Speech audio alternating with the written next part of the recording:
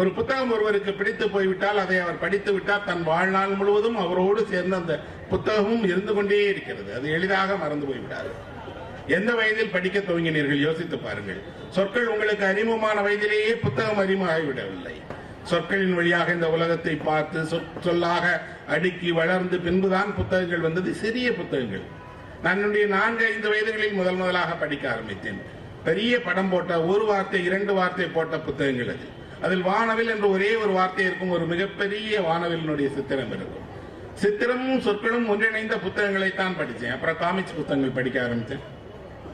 இந்த காமிக்ஸ் புத்தகங்கள் காட்டிய உலகம் முற்றிலும் வேறான ஒன்றாக இருந்தது. சாகசமும் நாம இதுவரைக்கும் பார்த்திராத பிரதேசங்களும் அங்க இருக்கக்கூடிய மனிதர்களும் அவர்களுடைய வாழ்க்கையும் பண்பாடும் கொண்டதா இருந்தது.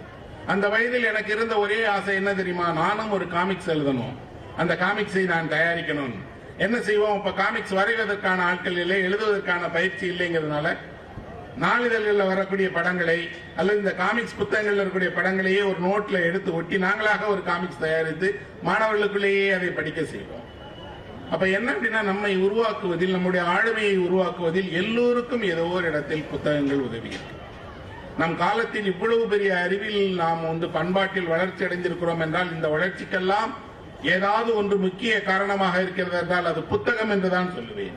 அது பாட புத்தகமாக இருக்கலாம், அல்லது இலக்கியமாக இருக்கலாம், அல்லது அறிவியல் மற்றும் பிற துறை சார்ந்த புத்தகங்களாக இருக்கலாம். ஆனால் புத்தகங்கள் தான் மனிதனை இந்த நூற்றாண்டினுடைய இவ்வளவு அறிவாளியாக மாற்றியது. எப்படி வந்தது புத்தகங்கள்? யோசித்து பாருங்கள். ஒரு 200 ஆண்டுகளுக்கு முன்பாக புத்தகம் உங்கள் கைக்கு கிடையாது. ஏனென்றால் அச்சு எந்திரங்களினுடைய வருகைக்கு அப்புறம்தான் புத்தகம் நமக்கு எளிதாக கிடைத்தது. அன்றைக்கு புத்தகம் என்றால் ஏட்டில் எழுதப்பட்டிருக்கும். அந்த ஏடு யாரோ ஒருவரிடம் இருக்கும். அவர் உங்களுக்கு எளிதாக கொடுத்து விட மாட்டார். ஒரு ஊர்லயே எனக்கு தெரிஞ்ச வரைக்கும் ஏடு வைத்திருப்பவர் என்றால் அவர் கொஞ்சம் படித்தவர், புலவர் என்று சொல்வார்கள். அவரிடம் ஏடு இருக்கும். அவர் ஏடு வைத்திருப்பார். பாரத ஏடு என்றால் கோவில்ல இருக்கும். என்னைக்காவது ஒரு விசேஷ நாட்கள்ல எடுத்து படிப்பாங்க. அந்த ஏட்டில் தான் தமிழ் இலக்கியத்தினுடைய அத்தனை வழமையான பாடல்களும் கவிதைகளும் எழுதப்பட்டிருந்தது. அந்த ஏட்டை வைத்திருப்பவர் யாராவது ஒரு புலவர் கேட்டால் கொடுப்பார். கொடுத்தால் இன்றைக்கு ஒரு வசதி இருக்கிறது, ஜெராக்ஸ் பண்ணிட்டு நான் கொடுத்துறேன்னு ஒரு புத்தகத்தை வாங்கி போகிறோமே. அந்த காலத்தில் என்ன செஞ்சிருப்பாங்க? ஒரு ஏட்டை வாங்கி கொண்டு போய் அவர் இன்னொருவரிடம் கொடுத்து அந்த ஏட்டை பிரதி எடுத்து தர சொல்லுவார். இந்த பணியை செய்வதற்கென்றே விசேஷமாக திறன் பெற்றவர்கள் இருந்தார்கள். அவர்கள் வசித்த வீதி இருந்தது. இன்றைக்கு கூட நீங்கள் மதுரைக்கு போனால் பார்க்கலாம், எழுத்துக்கார தெரு என்று ஒரு தெரு இருக்கிறது. ஸ்ரீவில்லிபுத்தூருக்கு போனால் பார்க்கலாம், கோவிலுக்கு முன்பாக எழுத்துக்கார வீதி என்று ஒரு வீதி இருக்கிறது. அது என்ன எழுத்துக்கார வீதி? அங்கே வசித்தவர்கள் எல்லாம் எழுத்தாளர்களா என்றால் இல்லை. அவர்கள் எல்லாம் ஏடியில் இருந்து பிரதி எடுத்து தரக்கூடியவர்கள். இந்த பணியை அவர்கள் செய்வதற்கு பெயர் எழுத்து கூலி என்று தருவார்கள். அவர்கள் எழுத்து கூலி வாங்கிக் கொண்டு இதை எழுதி தரக்கூடியவர்கள். இதிலும் சேவையாக செய்யக்கூடிய பல பண்டிதர்கள், புலவர்கள் இருந்தார்கள். அவர்கள் என்ன செய்வார்கள் தெரியுமா? ஒரு ஏட்டிலிருந்து இன்னொரு ஏட்டிற்கு அதை பிரதி எடுத்து கொடுத்து விட்டு அந்த ஏட்டில் கடைசியாக ஒரு கன்னி பாடல் எழுதுவார்கள். இந்த ஏடு இன்னாரிடமிருந்து இன்னாருக்கு எடுத்து கொடுக்கப்பட்டது. இது ஒரு தமிழ் சேவை. இந்த சேவையை செய்ய என்னை அனுமதித்ததற்கு நன்றி என்று ஒரு சின்ன கன்னி பாடல் எழுதுவார்கள். புத்தகம் என்பது இந்த அச்சு வடிவத்துக்கு வருவதற்கு முன்பு வரை அரிய விஷயமாக இருந்தது நண்பர்களே. அதிலும் குறிப்பாக உயர் ஜாதியினருக்கு வாழ்க்கையில் யாரெல்லாம் மேம்பட்டவர்களாக, வசதி படைத்தவர்களாக இருந்தார்களோ அவர்களுக்குத்தான் புத்தகம் என்ற ஏடு கிடைத்தது. சாமானியனுக்கு ஏடும் படிப்பும் கல்வியும் கிடைக்கவே இல்லை. பெரியாரும் அம்பேத்கரும் இன்னும் சொல்ல போனால் சமூக இயக்கங்களும் உருவாக்கிய வெற்றியின் ஒரு பகுதி தான் இந்த அறிவு இயக்கம். புத்தகங்கள் பரவலாக்கப்பட்டதும் அச்சு எந்திரங்கள் வந்ததும் அச்சு எந்திரங்களின் வழியாக பல்வேறு விதமான புத்தகங்கள் நமக்கு அறிமுகமானதும். நான் தேடி தேடி நூலகங்களுக்கு போய் நிறைய படித்திருக்கிறேன். மிக முக்கியமான உலகினுடைய அத்தனை புத்தக கடைகளுக்கும் சென்றிருக்கிறேன். அங்கு சென்ற போதெல்லாம் அடைகிற வியப்பு என்ன தெரியுமா? இவ்வளவு 1000 புத்தகங்கள் மனிதர்களுக்கு தேவையா? மனிதர்களுக்கு இவ்வளவு லட்சம் புத்தகங்கள் தேவையா? இந்த உலகில் வாழக்கூடிய ஒட்டுமொத்த மனிதர்களுடைய எண்ணிக்கையை விடவும் அச்சிடப்பட்ட புத்தகங்களுடைய எண்ணிக்கை அதிகம். என்றால் மனிதர்கள் புத்தகங்களுக்காக இயங்கிக் கொண்டே இருக்கிறார்களா என்றால் இயங்கிக் கொண்டே இருக்கிறார்கள். பாதுகாக்கிறார்கள், சேகரிக்கிறார்கள். அதை அடுத்த தலைமுறைக்காக விட்டு போகிறார்கள். ஆனால் அடுத்த தலைமுறை அந்த புத்தகங்களுடைய மதிப்பை உணர்ந்திருக்கிறதா என்றால் இல்லை என்பதுதான் வருத்தத்துக்குரிய விஷயம். அதிலும் நம் காலத்தில் மிகப்பெரிய சோகம் என்ன என்றால், ஒருவர் தேடி தேடி தன் வாழ்க்கை முழுவதும் சேர்த்து வைத்த புத்தகங்கள் அத்தனையும் அவருடைய பிள்ளைகள், அதிலும் படித்தவர்கள், மெத்த படித்தவர்கள், என்னுடைய அப்பா இறந்து போய் விட்டார், என்னுடைய தாத்தா இறந்து போய் விட்டார், இனிமேல் அந்த புத்தகங்கள் எல்லாம் எதற்கும் தேவையில்லை என்று அந்த புத்தகங்களில் ஒன்றை கூட புரட்டி பார்க்காமல் அப்படி மொத்தமாக கொண்டு போய் குப்பையில் போடுகிற அவலம் நடக்கிறது இல்லையா? இதை விட பெரிய துயரம் எதையும் நான் சொல்லவே மாட்டேன். ஏனென்றால் அவருக்கு அவருடைய சொந்த தந்தையை தெரியவில்லை, அவருடைய அறிவினுடைய வல்லமையை தெரியவில்லை, அவருடைய தாத்தா சேகரித்து வைத்திருந்தது அது ஒரு மாபெரும் பொக்கிசம் என்றதை அவர்கள் உணரவே இல்லை. ஆனால் உங்களுக்கு புத்தகத்தை தவிர, அறிவை தவிர வேறு எந்த சொத்தையும் ஒரு பெற்றோரால் உங்களுக்கு கொடுத்து விட முடியாது. இன்றைக்கு நாம் வாழ்க்கையில் உயர்ந்திருக்கிறோம் என்றால் அதற்கு பொருளால் உயர்ந்தவே இல்லை, கல்வியால், அறிவால், சிந்தனையால் தான் உயர்ந்திருக்கிறோம் என்றால் இந்த சிந்தனையை உருவாக்க காரணமாக இருந்த அத்தனை பேருக்கும் நாம் நன்றி சொல்ல வேண்டியவர்களாக இருக்கிறோம். பல நேரங்களில் நான் பார்ப்பேன், திருவள்ளிக்கேணியில் இருக்கக்கூடிய புத்தக கடைகளுக்கு போனால் கொட்டி வைத்திருப்பார்கள். ஞாயிற்றுக்கிழமை மாலையில போய் பாருங்க, அங்க ஒரு லாட்னு சொல்லி கொட்டி வைத்திருப்பார்கள். அது அவ்வளவும் யாரோ ஒருவருடைய சேமிப்பு. ஒவ்வொரு புத்தகத்தையும் ஒவ்வொரு ஊர்ல வாங்கியிருக்கிறார். நான் ஒரு நாள் மாலையில் அங்கே ஒரு 20-30 புத்தகங்கள் வாங்கினேன். ஒவ்வொரு புத்தகத்திலையும் அந்த புத்தகத்தினுடைய முகப்பில் அதை சொந்தமாக்கி வைத்திருந்தவர் ஒவ்வொரு ஊரினுடைய பெயர் போட்டிருந்தார். அவர் ஒவ்வொரு ஊருக்கு போகும்போதும் தேடி சேகரித்து வாங்கி வைத்த புத்தகங்கள் எல்லாம் அவர் இறந்த மறுநாள் மொத்தமாக தெருவுக்கு வந்துருச்சு. ஆச்சரியமாக இருக்கிறது நண்பர்களே. என்ன என்றால், படிக்காதவர்களிடம் போய் படியுங்கள் படியுங்கள் என்று சொன்ன காலம் போய் படித்த மனிதர்கள் முன்பாக படியுங்கள் படியுங்கள் என்று சொல்லுகிற ஒரு காலம் வந்திருக்கிறதே என்று. அப்போ படிப்பின் மீது, புத்தகங்கள் மீது இவர்களுக்கு ஏன் இந்த வெறுப்பு என்று கேட்டால், யாரோ அவர்கள் மனதில் ஒரு விஷன் அஞ்சை உருவாக்கி விட்டார்கள். படித்தால் புத்தகங்களால் பயனில்லை என்ற ஒரு நம்பிக்கையை அவர்களுக்கு உருவாக்கி இருக்கிறார்கள். எல்லாமும் கணிப்பொறியில் இருக்கிறது, எல்லாமும் உங்களுடைய ஊடகங்களில் இருக்கிறது, எல்லாமும் உங்கள் கையில் இருக்கக்கூடிய செல்பேசிகளில், இணையத்தில் இருக்கிறது என்ற ஒரு தவறான செய்தியை சொல்லி இருக்கிறார்கள். இருக்கிறது, இல்லை என்று நானும் சொல்ல மாட்டேன், நானும் அதை பயன்படுத்துகிறவன் தான். ஆனால் அதற்கு உள்ளீடு செய்பவனும், அந்த இணையத்தில் எழுதுபவனும் ஏதோ ஒரு புத்தகத்தை படித்து எங்கோ தேடி நூலகங்களுக்கு போய் ஆய்வு செய்து யாரோ எப்போதோ வெளியிட்ட ஒரு புத்தகத்தை ஸ்கேன் செய்துதான் போடுகிறான். அந்த அறிவும் புத்தகங்களிலிருந்து கிடைத்ததுதான்.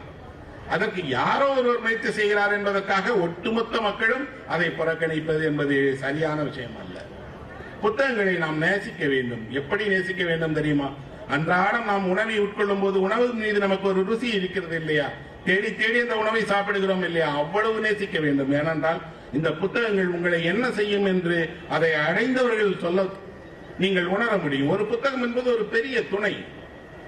இந்த துணை உங்களுக்கு என்ன தரும்? நம்பிக்கையை தரும், உற்சாகத்தை தரும்.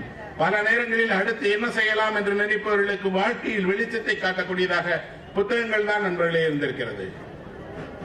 பலரும் தன்னுடைய முதுமையை போக்கிக் கொள்ளும் போது அந்த முதுமைக்கு துணை இல்லாமல் போய் தான் பெற்ற அனுபவத்தை, வாழ்க்கையை பேசி பகிர்ந்து கொள்ள ஆள் கிடைக்காமல் போய் வேறு வழி இல்லாமல் ஒரு புத்தகம் போதும் என்று ஒதுக்கி விடுகிறார்கள். இங்கே போனால் ரே பிராட்பெரி என்ற ஒருவர் எழுதிய ஒரு புத்தகம் கிடைக்கும், ஃபாரன்ஹீட் 451 என்ற ஒரு புத்தகம். கிரியா பதிப்பகத்தில் அந்த புத்தகத்தை வெளியிட்டிருக்கிறார்கள். உலகினுடைய மிகச்சிறந்த புத்தகங்களில் அந்த புத்தகம் ஒன்று. எதற்கு தெரியுமா அந்த புத்தகம் முக்கியமான புத்தகம் என்று சொல்கிறேன்? எதிர்காலத்தில் புத்தகமே இல்லாமல் போய்விட்டால் என்ன நடக்கும் என்பதை பற்றி எழுதப்பட்ட புத்தகம் அது. என்ன நடக்கும் அந்த காலத்தில்? இன்னும் ஒரு 100 ஆண்டுகளுக்கு அப்புறமா, 50 ஆண்டுகளுக்கு அப்புறம் வைத்துக் கொள்ளுங்கள், புத்தகமே இல்லாமல் போன உலகம் வரும்போது யாராவது புத்தகம் வைத்திருந்தால் அது குற்றம் என்று அறிவிக்கப்படும். அந்த புத்தகம் வைத்திருப்பவர்களை தேடி பறித்து அதையெல்லாம் தீ வைத்து கொளுத்துவதற்கென்று ஒரு துறை இயங்கும். அந்த துறையில் தான் இந்த கதையினுடைய நாயகன் வேலை செய்வான். அவன் ஒவ்வொரு இடத்துக்கும் போய் யாரெல்லாம் புத்தகம் வைத்திருக்கிறார்களோ அவர்களை புத்தகங்களை பறிமுதல் செய்து தீயிட்டு கொளுத்துவான். அப்போது அவனுக்கு வேடிக்கையாக இருக்கும், இந்த மனிதர்களுக்கு எதற்கு புத்தகம்? இவ்வளவு தொழில்நுட்பம் வந்துவிட்டது, அறிவில் வளர்ந்து விட்டார்களே, ஏன் புத்தகம் புத்தகம் என்று வைத்திருக்கிறார்கள் என்று. ஆனால் அந்த புத்தகத்தை தீயிட்டு கொளுத்தும் போது அதை வைத்திருந்த மனிதன் கதறுவான். இவன் பாப்பான், எதுக்கு போய் இந்த புத்தகத்துக்காக? வெறும் காகிதம் தானே. அவனுக்கு அந்த உணர்ச்சியே இருக்காது. ஒரே ஒரு நாள் அவன் இந்த புத்தகங்களில் அப்படி என்னதான் இருக்கிறது என்று பார்ப்போமே என்று ஒரு புத்தகத்தை தேர்வு செய்து தன் வீட்டுக்கு எடுத்துட்டு வருவான். மனைவிக்கு தெரியாமல் ரகசியமாக அதை எடுத்து வைத்து படிக்க பார்ப்பான். அப்பதான் அவனுக்கு தெரியும், இது எவ்வளவு பெரிய விஷயம், இன்னொரு உலகத்திற்குள்ளேயே போய் வருகிறோமே இங்கிருந்து. வேறு வாழ்க்கை, வேறு அனுபவம், வேறு விஷயங்கள், வேறு மனிதர்கள் எல்லாமும் கிடைக்கிறது என்றால் ஒரு மனிதனுக்கு ஒரு வாழ்க்கை தானே சாத்தியம். ஆனால் புத்தகம் உங்களுக்கு ஒரே நேரத்தில் நூற்றுக்கணக்கான வாழ்க்கையை வாழ அனுமதிக்கிறது. நீங்கள் கடந்த காலத்திற்குள் போகலாம், சோழர் காலத்திற்குள் போகலாம், அறிவியல் காலத்துக்கு போகலாம், வேறு வேறு மனிதராக நீங்கள் வாழலாம். நீங்கள் ஒருபோதும் உங்கள் வாழ்க்கையில் சந்தித்திராத மனிதர்களை எல்லாம் புத்தகம் உங்களுக்கு அறிமுகப்படுத்துகிறது என்றால் அவன் அதை உணரத் தொடங்குவான். ஒவ்வொரு புத்தகமாக அவன் திருடத் தொடங்குவான், திருடி சேகரிக்க தொடங்குவான். ஒரு நாள் அவனுக்கு ஒரு தகவல் வருகிறது, ஒரு வீட்டில் ஒரு பெண் வயதான பெண் நிறைய புத்தகங்களை சேகரித்து வைத்திருக்கிறாள், பெரிய நூலகம் வைத்திருக்கிறாள். அந்த நூலகத்தை பறிமுதல் செய்து மொத்தமாக தீயிட்டு கொளுத்துங்கள் என்று அவனுக்கு ஒரு ஆணை வருகிறது. அவன் அந்த ஆணையை நிறைவேற்றுவதற்காக அந்த வீட்டுக்கு போறான். அங்க ஒரு வயதான பெண், அங்கே எல்லாம் பூமிக்கு அடியில் நிலவரை என்று இருக்கும், அப்படி ஒரு நிலவரைக்குள் அவள் புத்தகங்களோடு ஒளிந்து வாழ்கிறாள். அந்த புத்தகங்களை எல்லாம் பறிமுதல் செய்து மொத்தமாக போட்டு தீ வைத்து கொளுத்தும் போது அவள் ஒரு நிமிடம் கூட யோசிக்காமல் வேகமாக அந்த நெருப்புக்குள் இறங்கி தானும் புத்தகங்களோடு எரிந்து விடுகிறாள். அவன் பார்க்கிறான், புத்தகங்களை நேசிப்பவர்கள் இருப்பார்கள் சரி, ஆனால் புத்தகத்திற்காக உயிர் துறக்கிற ஒருவர் இருக்கிறார் என்றால் அவ்வளவு செய்யுமா புத்தகம் என்று அவனுக்கு ஆச்சரியமாக இருக்கிறது. அன்றைக்கு உறங்க முடியவில்லை. மனைவியிடம் சொல்கிறான், இன்றைக்கு என் வாழ்க்கையில் ஒரு மிகப்பெரிய விஷயத்தை பார்த்தேன். ஒரு அம்மா தான் நேசித்த புத்தகங்களை எரிக்கிறோம் என்றால் அந்த புத்தகங்களோடு தானும் இறந்து விடுகிறேன் என்று இறந்து விட்டாள். புத்தகம் அவ்வளவு முக்கியமானதா மனிதனுக்கு என்று கேட்பான். அவன் மனைவி சொல்லுவாள், தேவையே இல்லை, டிவி பாரு, பொழுதுபோக்குவதற்கு எத்தனையோ விஷயங்கள் இருக்கு. யாரோ ஒரு முட்டாள், யாரோ ஒருவன் சொல்கிறான் புத்தகம் முக்கியம் என்று, நீ நம்பாதேன். ஆனால் இவனுக்கு இவனுடைய மனசாட்சி சொல்லும், ஒருவர் தன் உயிரையே தியாகம் செய்கிறார் என்றால் அது எளிதான விஷயமே இல்லை. நிச்சயம் புத்தகங்கள் முக்கியமானதுதான் என்று முடிவு செய்வான். முடிவு செய்த அன்றிலிருந்து அவன் என்ன செய்வான், அவன் வீட்டில் ஒரு ரகசியமாக புத்தகங்களை சேகரித்து நூலகம் வைப்பான். ஒரு நாள் அவன் மனைவியே அவனுடைய துறைக்கு போன் பண்ணி சொல்லுவா, என் கணவர் ரகசியமாக புத்தகம் வைத்திருக்கிறார், வந்து அந்த புத்தகங்களை எல்லாம் அள்ளி கொண்டு போய் தீ வையுங்கள் என்று. நேரடியாக அந்த துறை வரும், இவன் தப்பி ஓடிடுவான். ஓடி போய் இவன் ஒரு குறிப்பிட்ட விதமான மனிதர்கள் வாழ்கிறார்கள், அவர்களை போய் பார்ப்போம். அதுதான் நண்பர்களே அந்த புத்தகத்தினுடைய மிக உன்னதமான பகுதி. என்ன தெரியுமா, ஒரு ஆற்றினுடைய கரையோரத்தில் ஒரு அடர்ந்த வனத்துக்குள் கொஞ்சம் பேர் வசிக்கிறாங்க. அவர்கள் எல்லாம் யார் தெரியுமா, ஒவ்வொருவரும் ஒரு புத்தகத்தை முழுவதும் மனப்பாடம் செய்து விட்டவர்கள். உதாரணத்துக்கு ஷேக்ஸ்பியர் என்றால் ஒருவர் ஷேக்ஸ்பியரை முழுவதும் படித்து கரைத்தவர், இன்னொருவர் ஹோமரை படித்தவர், இன்னொருவர் டால்சாயை படித்தவர், டாஸ்டாவஸ்கியை படித்தவர். இப்படி உலகத்தினுடைய அத்தனை இலக்கியங்களுடைய நடமாடும் வடிவங்கள் அவங்க. அவர்களிடம் போய் கேட்டபோது அவர்கள் சொல்லுவாங்க, புத்தகங்களை தான் எரிக்க முடியும், அதை படித்த மனிதன் மனதில் இருக்கிறதே, அதை எப்படி எரிப்பீர்கள்? ஒரு மனிதன் ஒரு புத்தகத்தை படித்து அவன் மனதில் அதை ஏற்றிவிட்டால் அவன் அந்த புத்தகத்தினுடைய வடிவமாக மாறிவிடுவான். நான் அதை படிக்கும் போது எனக்கு என்ன எரியாமல் கண்ணீர் வந்தது. ஏன் தெரியுமா, இப்படி திருக்குறளை, கம்பராமாயணத்தை நேசிக்கிறவர்கள் நம்மோடு இருக்கிறார்கள், இருந்தார்கள். அவருடைய மதிப்பை நாம் உணரவே இல்லை. சிலப்பதிகாரத்தை தன் வாழ்நாள் முழுவதும் படித்து சொல்லாக சொல்லக்கூடியவர்கள் எல்லாம் நம்மோடு இருந்தார்கள். அவர்களுக்கு அது புத்தகம் அல்ல, அவர்களேதான் சிலப்பதிகாரம், அவர்களேதான் கம்பராமாயணம், அவர்களேதான் திருக்குறள். அப்படி என்றால் ஒரு மனிதனுக்கு ஒரு புத்தகம் ஏன் அப்படி அவ்வளவு முக்கியமாகிறது என்றால் அவன் தன் வாழ்வினுடைய எல்லா வழிகாட்டுதல்களையும் புத்தகத்திடமிருந்தே எடுத்துக் கொள்கிறான்.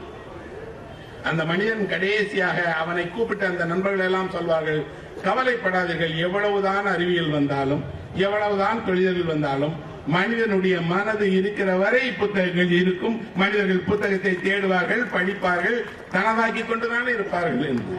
இன்றைக்கு கூட நிறைய பாடல்கள் அச்சில் இல்லாமல் இருக்கும், ஆனால் யாரையாவது கேட்டா அந்த முழு பாடலையும் சொல்லிடுவாங்க.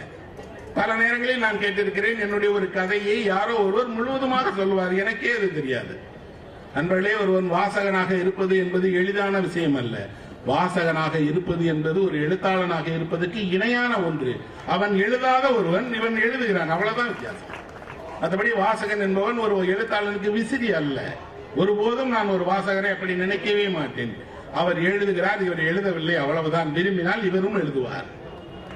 அப்படி எழுதி தானும் எழுத்தாளரான தீவிர வாசகர் பலரை நான் அடைவேன். எல்லோரும் தாண்டி எல்லா எழுத்தாளர்களும் யாரோ சில எழுத்தாளர்களுக்கு வாசகர்கள் தான் என்றால் வாசகனாக இருப்பது என்பது பெருமைக்குரிய விஷயம். லத்தீன் அமெரிக்காவினுடைய மிக புகழ்பெற்ற எழுத்தாளர் இருக்கிறார், ஜோர்ஜ் லூயி போர்கஸ் என்று. அவர் சொன்னார், இதுவரை கடவுளைத்தான் யாரும் தெரியாத ஒரு வடிவம் என்பார்கள், கடவுளுக்கு நிகராக இன்னொரு வடிவம் இருக்கிறது, அதன் பெயர் தான் வாசகன். அவனையும் யார் என்று யாருக்கும் தெரியாது. ஒரு வாசகன் எப்படி இருப்பான் நீங்கள் சொல்லுங்க? அவன் இந்த வடிவத்தில் இப்படித்தான், இந்த உருவத்தில் தான் இருப்பானா? இல்லை. 10 வயதில் படிப்பவரும் வாசகர் தான், 90 வயதில் படிப்பவரும் வாசகர் தான். எங்கே யார் எந்த புத்தகத்தை படித்தாலும் அவர் வாசகர் தான் என்றால் அவர் கடவுளுக்கு இணையானவர் என்று போர்கே சொல்கிறார். இவ்வளவு வாசகனை, இவ்வளவு புத்தகங்களை நேசிக்கிற உலகத்தில் தான் நான் சொல்லுகிற இந்த துயரங்கள் எல்லாம் நடக்கிறது. நண்பர்களே, புத்தகங்களை நாம் அடுத்த தலைமுறைக்கு கற்றுத்தராமல், அடுத்த தலைமுறைக்கு அறிமுகப்படுத்தாமல், அவர்களை எல்லாவற்றையும் கொண்டு போய் டிவியின் முன்னாடியும் கணிப்பொறியின் முன்னாடியும் யாரோ ஒருவருடைய பிள்ளைகளைப் போல நாம் ஒப்படைத்து விட்டு அதெல்லாம் என்னுடைய வேலை இல்லை என்று நினைத்துக் கொண்டிருக்கிறோமே. இந்த பெரிய தவறுக்கு நாம் என்ன செய்ய போகிறோம்? ஏனென்றால் இந்த தவறு இன்றோடு முடிய போகிறதில்லை. இன்னும் வரக்கூடிய அடுத்த தலைமுறையை இன்னும் சுயநலம் உள்ளவர்களாக, இன்னும் மோசமான செயல்களில் ஈடுபடக்கூடியவர்களாக, இன்னும் மனிதனுடைய அத்தனை வன்முறையும் செலுத்தக்கூடியவர்களாக மாற்றப் போகிறோமா? இல்லை. நான் எல்லாம் சில ஆண்டுகள் முன்னாடி வரைக்கும் எனக்கு ஒரு பெரிய மனச்சோர்வும், இன்னும் சொல்ல போனால் ஒரு பெரிய ஒரு மனச்சிரமமும் இருந்தது. எது தெரியுமா? யாருக்காக எழுதுகிறோம்? என்ன சமூகம் இது? எந்த அறமும் இல்லையே. இப்படி ஒரு சமூகத்திற்காகவா இத்தனை நீதி நூல்கள், இவ்வளவு நல்கருத்துக்கள், இந்த சிந்தனைகள் என்று யோசித்திருக்கிறேன். ஆனால் இதை அத்தனையும் இந்த சென்னையினுடைய மழை வெள்ளம் அடித்து போய்விட்டது. சென்னையில் நம்பிக்கைக்குரிய நூற்றுக்கணக்கான இளைஞர்கள் எழுந்து வந்து விட்டார்கள். அவர்கள் செய்த செயல் மகத்தானது. அப்போ நமக்கு ஒரு நம்பிக்கை தரக்கூடிய விஷயம் வாழ்க்கையில் நடக்கிறது என்றால் அவர்களுக்கு இந்த நல்லெண்ணங்கள் எங்கிருந்து வந்தது? யாரோ ஒருவர் தண்ணீரில் கஷ்டப்படுகிறார், மாடி வீட்டில் வெள்ளத்தில் மாட்டிக்கொண்டிருக்கிறார் என்றால் ஓடோடி போய் உதவி செய்ய வேண்டும், காப்பாற்ற வேண்டும், உணவு தர வேண்டும் என்ற அந்த நற்சிந்தனை அந்த 15 வயது 18 வயது பையனுக்கு எப்படி வந்தது? எப்போ நாம் விதைத்த நல்லெண்ணங்கள் இப்போது வளர்ந்து நிற்கிறது. இதற்கு காரணமாக இருந்த ஆசிரியர்கள், காரணமாக இருந்த எழுத்தாளர்கள், கலைஞர்கள், இன்னும் சொல்ல போனால் இந்த சமூக பொறுப்பை வலியுறுத்திய தலைமுறையினுடைய மிச்சம் இவர்கள். ஆனால் இவர்கள் அடுத்த தலைமுறைக்கு இந்த அறத்தை கற்றுத்தராமல் போய்விட்டால் என்ன நடக்கும் தெரியுமா நண்பர்களே? நிச்சயமாக எந்த பேரழிவு நடந்தாலும் யாரும் யாரையும் கண்டுகொள்ளவே மாட்டார்கள். இன்னொன்று, இதெல்லாம் தற்காலிகமாக தோன்றி மறைந்து விடக்கூடிய எப்போ நடக்கிற ஒரு கொந்தளிப்பா என்றால் இல்லை. நம் எல்லோருடைய மனதிலும் நிச்சயமாக அன்பும் அக்கறையும் சக மனிதன் மீதான உண்மையான நேசிப்பும் இருக்கிறது. அதை வெளிப்படுத்தும் போது நாம் ஏமாற்றப்படுகிறோம். பல நேரங்களில் நமக்கு என்ன தோன்றுகிறது என்றால், நாம் ஏன் போய் இப்படி விரும்பி நம்முடைய அன்பை வெளிப்படுத்தி கடைசியில் ஒரு கசப்புணர்வை அடைகிறோமே என்று நமக்கு தோன்றுகிறது. அப்பதான் புத்தகம் உதவி செய்து இப்படித்தான் நடக்கும். ஆனால் நீங்கள் உங்கள் இயல்பிலேயே இருங்கள். நீங்கள் ஏன் உங்களை மாற்றிக்கொள்ள வேண்டும்? ஒரு ஜென் கதை இருக்கிறது. அந்த ஜென் கதையில் ஒரு ஜென் துறவி ஒரு தேள் குறுக்கே வரும், தேளை எடுத்து அந்த பக்கம் விடுவார். திரும்பவும் தேள் வரும், தேளை எடுத்து இந்த பக்கம் விடுவார். 2வது முறை விடும்போது தேள் கொட்டிடும். சீடன் கேட்பான், அது தேள் என்று தெரிகிறது, அதற்காக எதற்காக 2வது முறை நீங்க அதை கொண்டு போய் திருப்பி விடுறீங்க? அவர் சொல்வார், கொட்டுவது அதனுடைய இயல்பு, காப்பாற்றுவது என்னுடைய இயல்பு. நான் அதற்காக நான் அதை உடனே கொல்ல வேண்டும் என்று நினைக்கவே மாட்டேன். என்னுடைய இயல்பில் நானும், கொட்டுகிற இயல்பில் தேளும் தான் இருக்கும். உலகம் இப்படித்தான் இருக்கும் நண்பர்களே. ஆனால் அதை தாண்டி இந்த மனிதர்களை நம்பிக்கை கொள்ள செய்வதுதான் நல்ல புத்தகங்கள். ஒரு சிறந்த புத்தகம் என்ன செய்யும்? நான் நிறைய சிறந்த புத்தகங்களை படித்திருக்கேன். என்ன செய்திருக்கிறது? ஒரு நல்ல புத்தகத்தை படித்தால் அது உங்களை தூங்க விடாது. அதுதான் முதல் நல்ல விஷயம். இன்னொன்று, அதை பற்றி உடனே யாரிடமாவது சொல்ல வேண்டும் என்று உங்களை தூண்டும். எந்தனையோ இரவுகளில் ஒரு புத்தகத்தை படித்துவிட்டு இப்போது யாருக்கு போன் பண்ணுவது, யாரிடம் பேசுவது என்று தெரியாமல் தவித்திருக்கிறோம். முந்தைய நாட்களில் எல்லாம் மாலை நேரத்தில் படித்த புத்தகங்களை பற்றி பேசுவதற்காகவே நண்பர்கள் ஒன்று கூடுவார்கள். எங்காவது ஒரு இடத்துல போய் அவங்க நண்பர்களை சந்தித்து பேசுவார்கள். நானெல்லாம் அந்த புத்தகங்களை பரிமாறிக்கொள்வதற்கும் பேசிக்கொள்வதற்கும் பயணம் செய்திருக்கிறோம். எங்க தெரியுமா? இங்கிருந்து ஒரு எழுத்தாளரை பார்ப்பதற்காக திருவனந்தபுரம் போவோம், இன்னொரு எழுத்தாளரை பார்ப்பதற்காக ஹைதராபாத் போவோம், மும்பைக்கு போவோம். போய் அவரை சந்தித்து அவர் படித்த கதைகளை அவருக்கு நேராக பாராட்டுதலை சொல்லி அவர் படித்த விஷயங்களை அவரிடமிருந்து கற்றுக்கொண்டு வருவோம். அப்படி படித்த புத்தகங்களை பகிர்ந்து கொள்வதும் பேசுவதும் பரஸ்பரம் புத்தகங்களை வாங்கி கொடுப்பதும். இன்னும் சொல்ல போனால் அன்றைக்கு அந்த வசதி இல்லை. ஒரு 25 ஆண்டுகளுக்கு முன்பாக 500 ரூபாய் விலையிட்ட ஒரு புத்தகத்தை ஒருவரால் வாங்க முடியாது. ஆனால் 1000 பக்க புத்தகத்தை படிக்க முடியும். இன்றைக்கு 1000 பக்க புத்தகத்தை படிக்க முடியாது, ஆனால் 500 ரூபாய் புத்தகத்தை வாங்க முடியும். முரண் பாருங்கள், எவ்வளவு இந்த 25 ஆண்டுகளில் பொருளாதாரத்தில் வளர்ந்திருக்கிறோம். மனது சுருங்கியே. யாருக்கும் ஒரு பெரிய புத்தகத்தை தந்தால் அவர் உடனே கேட்கிறார், சார் இது என்ன செய்யுது? புத்தகம் தானே கொடுத்தேன், என்ன செய்யுதுன்னு கேட்டா, ஏனென்றால் சின்ன புத்தகம் என்றால் படித்து விடலாம், பெரிய புத்தகம் படிக்க மாட்டோம். ஆனால் இதே ஆள் தான் கடையில் போய், அதிலும் பீஸா சாப்பிட போனால் பெரிய பீஸா கொடுங்க, பர்கர் சாப்பிட போனால் இவ்வளவு பெரிய பர்கர் கொடுங்க. அப்ப இவனுக்கு உணவில் மிகப்பெரியது வேண்டி இருக்கிறது, படிப்பில் மிகச்சிறியது வேண்டி இருக்கிறது. நண்பர்களே, நன்றாக தெரிகிறது பிரச்சனை நம்மிடமிருந்துதான் இருக்கிறது. நாம் தான் அதற்கு முக்கியமான காரணம். அதிலும் நம்முடைய கல்வி முறைதான் இதற்கு முக்கியமான ஒரு காரணம். 5ஆம் வகுப்பிலிருந்து 10ஆம் வகுப்பு வேண்டாம் 9ஆம் வகுப்பு வரை வைத்துக் கொள்ளுங்கள். இந்த 5 ஆண்டுகள் ஒரு மாணவனை அவனோட பள்ளியே வேற புத்தகங்களை படிக்க சொல்லலாம் தானே. இப்பதான் பரீட்சை இல்லை, பெரிய அளவுக்கு உங்களுக்கு ரிசல்ட் இல்லை, அவன் படிச்சு பாஸ் பண்ணணுங்கிற அவசியமும் இல்லை. அவனுக்கு யோகா கற்றுக் கொடுப்பீங்க, அவனுக்கு நீங்க இசை கற்றுத் தருவீங்க, அவனுக்கு கராத்தே கற்றுத் தருவீர்கள். ஆனால் அவனை புத்தகம் படிக்க மட்டும் அனுமதிக்கவே மாட்டீங்க. என்ன கல்வி முறை அப்படி என்றால் நாம் இதற்காகத்தானா இவ்வளவு பணம் கொடுத்து போய் சேர்க்கிறோம். அதுல நமக்கு ஒண்ணு இருக்கு, ஆரம்ப கல்வி என்றால் ஆரம்ப கல்வி அத்தனையுமே நம்ம தனியார் கல்வி நிறுவனங்கள்ல தான் சேர்ப்போம். ஆனால் மேற்படிப்பு என்றால் ஐஐடி வேணும், ஐஐஎம் வேணும், ஐஏஎஸ் வேணும். அது என்ன புரியவே இல்லையே. உங்களுக்கு உயர்கல்விக்கு மட்டும் அரசாங்கம் வேணும், ஆனால் அடிப்படை கல்வி என்றால் தனியார் ஓடிடுவீங்க. ஏன் ஓடுவோம்? உயர்கல்விக்கு தனியாரிடம் போய் பாருங்கள், உங்களுடைய சொத்தை மொத்தமாக எழுதி வாங்கி விடுவார்கள். அதே நேரத்தில் இவனுக்கு இந்த 2 லட்சம் 3 லட்சம் கட்டுறது பரவாயில்ல. ஒரு எல்கேஜி படிக்கிற குழந்தைக்கு 3 லட்சம் 4 லட்சம் ஃபீஸ் கட்டி அவரை படிக்க அனுப்புகிற ஒரு பெற்றோர் அந்த குழந்தை என்ன படிக்கிறது என்று ஒரு நாளும் ஏன் யோசிக்க மாட்டேங்கிறார். அவருக்கு எத்தனை புத்தகங்கள் பள்ளியில் கொடுக்கிறார்கள், அது யாரால் எழுதப்பட்டது, அந்த புத்தகங்களில் என்ன இருக்கிறது, ஒரு பெற்றோருக்கும் அதை பற்றி கவலையே இல்லை. நான் தான் முதன்முறையாக போய் அப்படி ஒரு பள்ளியில் நான் போய் கேட்டபோது அந்த பள்ளி தலைமை ஆசிரியரிடம் கேட்டார், இது வரைக்கும் எல்லா பேரண்ட்ஸும் ஃபீஸை மட்டும்தான் சார் கேட்பாங்க, முதல்ல சிலபஸை பத்தி கேட்கிறாள் நீங்க தான். அப்ப நமக்கு கல்வியை யாரிடமோ ஒப்படைத்து விட்டோம், புத்தகங்கள் படிக்கிறத பிள்ளைகள்ட்ட இருந்து விட்டுட்டோம். எல்லாவற்றையும் தாண்டி நமக்கு நம்ம வீட்டுக்குள்ள புத்தகங்களுக்கு இடம் இருக்கிறதா என்றால் இடம் இல்லை. எல்லா பொருட்களுக்கும் இடம் இருக்கு, ஆனால் புத்தகங்களுக்கான இடம் என்பது நம்ம வீட்டுல சுருங்கிட்டே இருக்கு. பல வீடுகளில் எனக்கு தெரியும், ஒரே ஒரு அலமாரியில் அந்த புத்தகம் முதல்ல தொடங்கும். அவர் கொஞ்சம் சேர்த்த உடனே அந்த புத்தகங்கள்லாம் எடுத்து போட்டுங்க. ஆனால் அதே வீட்டில் தான் 50 வருஷமா வாங்கின எல்லா பொருளும் இருக்கும். உபயோகமே இல்லாத பழைய மெத்தை தலையாணிகளில் இருந்து அத்தனை சட்டு ஜாமான்கள் வரைக்கும் இருக்கும். ஆனால் புத்தகங்களுக்கு இடம் கிடையாது என்றால் நமக்கு அடிப்படையிலேயே ஏதோ ஒரு கோளாறு இருக்கிறது. புத்தகங்களை நாம் நேசிக்க தயங்குகிறோம். என்னை போன்ற எழுத்தாளர்கள் திரும்ப திரும்ப சொல்வதெல்லாம் என்ன என்றால், புத்தகங்கள் உங்கள் வாழ்க்கையை மேம்படுத்தக்கூடியவை. அதை நீங்கள் உணர்ந்து படித்தால் ஒரு புத்தகம் போதும் உங்கள் வாழ்க்கைக்கு. பல நேரங்களில் ஒருவர் தன்னுடைய அத்தனை புத்தகங்களையும் ஒரே நேரத்தில் படிக்கிறது இல்லை. மனம் எதை நாடுகிறதோ அந்த புத்தகம் தேவை என்பதற்காகத்தான் வீட்டில் ஒரு நூலகம் தேவைப்படுது. சில நேரம் கவிதை படிக்க தோன்றும், சில நேரம் கட்டுரை படிக்கலாம் என்று தோன்றும், சில நேரம் வரலாறு தேவை என்று தோன்றும். எது தேவை என்று மனம் நாடுகிறதோ அந்த நேரத்தில் அது வேணுங்கிறது தானே இருக்கு. ஆனால் அப்படி நம்ம எப்பவாவது நம்மளுடைய தேவைக்கு மனதை இப்படி ஒரு புத்தகம் படிக்கலாம் தோன்ற நேரம் புத்தகம் கிடைக்காட்டா படிக்க மாட்டோம். முன்பெல்லாம் என்ன செய்வார்கள் என்றால் நூலகத்துக்கு போவாங்க, அமர்ந்து படிப்பார்கள், புத்தகங்களை எடுத்துட்டு வருவாங்க. பெரும்பாலும் வீட்டில் இருக்கக்கூடிய பெண்கள் புத்தகங்களை நூலகத்திலிருந்து எடுத்துட்டு வந்து கொடுத்ததை படிப்பார்கள். இன்றைக்கு ஆணுக்கும் அந்த நோக்கம் இல்லை, பெண்ணுக்கும் நோக்கம் இல்லை. ஒரு பயணத்தில் நான் பார்க்கிறேன், அந்த பயணத்தில் கூட ரயிலில் இருக்கக்கூடிய அத்தனை பேரும் செல்போன் தான் வச்சுட்டாங்க. முன்பெல்லாம் தெரியும், புத்தகங்களை வாங்கிட்டு வருவாங்க, படிப்பாங்க, ரயில் பயணத்தில் பரஸ்பரம் பேசிக் கொள்வார்கள், யாரும் யாரோடையும் பேசுவதே இல்லை. அப்ப நமக்கு புத்தகங்களுடைய இடத்தை ஒரு செல்போன் போயிருச்சு. சரி, அந்த செல்போனுக்குள்ளேயுமே புத்தகம் இருக்குதானே, அதற்குள்ளேயும் நீங்கள் ஒரு புக்கை உள்ளீடு செய்து படிக்கலாமே, படிக்க மாட்டாங்க. அப்ப நமக்கு என்ன அப்படின்னா, எல்லாவற்றையும் திரும்ப திரும்ப வலியுறுத்தி கொண்டே இருக்க வேண்டியது. யார் வலியுறுத்தணும்? நீங்க பாக்குற பிரபலங்கள், நீங்க பாக்குற வடிவங்கள்ல, நீங்க பாக்குற ஊடகங்கள்ல வந்து சொல்லணும்.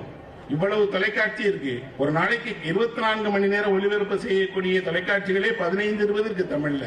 ஆனால் ஒன்றில் கூட புத்தகங்கள் குறித்து ஒரு நிகழ்ச்சி கூட வர்றதில்லை. ஒரு பார்வையாளர் கூட இதுக்கே எதிர்ப்பே தெரிவிக்க மாட்டேங்கிறாங்க. காரணம், அதெல்லாம் பொழுதுபோக்கு, புத்தகங்கள் எங்களுக்கு தேவையில்லை நினைக்கிறாங்க. அப்படி இல்லை நண்பர்களே, நம்மை விட உயர்ந்த நிலையில் இருப்பதாக சொல்ற பல மேலை நாடுகளில் அவர்களுடைய முதன்மையான நேரத்தில் புத்தக நிகழ்ச்சி நடத்துறாங்க. இன்னும் சொல்ல போனால், ஒரு எழுத்தாளனுடைய புத்தகத்தை அந்த சேனலை வெளியிட்டு பிரைம் டைம் என்று சொல்லப்படக்கூடிய இரவு நேரத்தில் அவரை அழைத்து பேச வைக்கிறாங்க. வேற எங்கேயுமே போக வேண்டாம், நீங்க இந்தியாவிலே எடுத்துக்கோங்க. இந்தியாவிலே புகழ்பெற்ற பல எழுத்தாளர்களுக்கு அவருடைய நாவலுடைய வருகைக்கு முதல் நாள் அவர்களை வட இந்திய ஊடகங்கள் அவர்களை அங்க கூட்டிட்டு வந்து உட்கார வச்சு பொதுமக்களோடு அவர்களுக்கு இந்த நாவலை அறிமுகப்படுத்துகிறாங்க. ஏன் அந்த மாதிரி தமிழ்ல நடக்க மாட்டேங்க என்றால், தமிழ்ல ஊடகங்களும் அப்படித்தான் இருக்கு, மக்களும் அப்படித்தான் இருக்கு. இதெல்லாம் தாண்டி இப்படி ஒரு நிகழ்ச்சி தேவை, இப்படி ஒன்று செய்யலாம் என்ற ஒரு எண்ணம் கூட ஏன் யாருக்கும் வரவே இல்லை. காரணம் என்ன என்றால், நமக்கு புத்தகங்களை பொறுத்த மட்டும் யாரோ படித்து சொன்னா போதும். இன்னும் நாம் கேட்கிற ஒரு தலைமுறையாகத்தான் இருக்கிறோம். நாமே படிக்க முடியாது. கேட்டா நேரம் இல்லை சார். நேரம் இல்லாம நீங்க என்ன சந்திராயனா விட்டுட்டு இருக்கீங்க? இல்லையே, நேரம் நிறைய இருக்கிறது. இன்னும் சொல்ல போனால் விருப்பம் இல்லை என்று சொல்றதுக்கு பதிலாக நேரம் இல்லைன்னு சொல்றோம்.